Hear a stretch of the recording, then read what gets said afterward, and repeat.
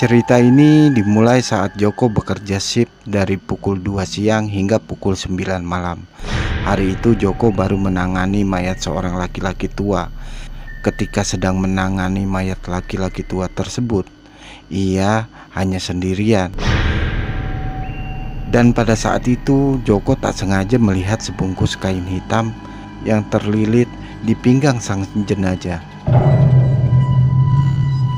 Biasanya ketika ada pasien yang meninggal di rumah sakit, perawat akan mengurusnya hingga jam pulang di kamar mayat. Mereka akan memandikan, membersihkan, dan mengapani si mayat tersebut sebelum diserahkan kepada pihak keluarga. Jadi saat bersih-bersih mayat itu, Joko melihat bungkusan kain hitam di pinggang mayat tersebut. Joko berpikir itu seperti jimat yang melilit di pinggang mayat laki-laki tua tersebut. Mau tak mau Joko harus memotongnya karena mayat harus bersih dari segala macam benda-benda. Karena tidak ingin dibilang lancang, Joko menelpon keluarga laki-laki tua tersebut. Ia minta izin untuk memotong benda aneh tersebut. Tapi waktu memotong tali yang mengikat bungkusan itu, Joko tiba-tiba merasakan ada angin yang bertiup di sekitar tengkuknya dari arah belakang. Saat angin tersebut bertiup lembut di sekitar lehernya, Joko pun merasa merinding. Namun, waktu itu dia tidak mengindahkannya dan bersiap untuk pulang. Saat semua telah selesai dan Joko ingin pulang, dalam pandangan Joko tiba-tiba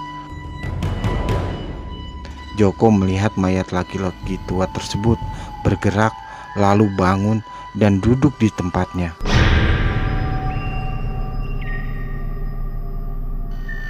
Kaget bukan kepalang, Joko shock berat. Lalu segera Joko berlari pergi ketakutan dari kamar jenazah tersebut, di mana mayat laki-laki tua tersebut berada. Saat itu waktu hampir jam 9 malam.